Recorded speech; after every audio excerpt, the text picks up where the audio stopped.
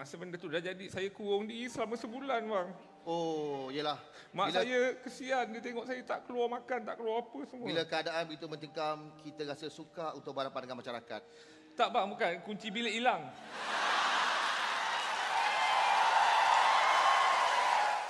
Saya adalah, yelah orang, tak ada semua orang nak dapatkan kita kerja kan. Betul, betul, betul. Saya ada buat bisnes kecil-kecilan, Dobi. Bagus.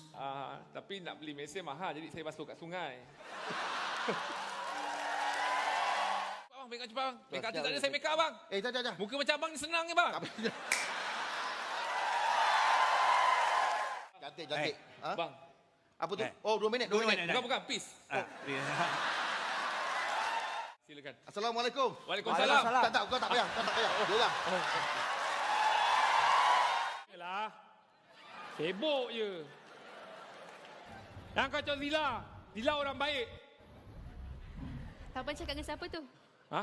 Tapan cakap dengan siapa tu? Zila tak nampak. Dia nampak kan? Um, Ada kan?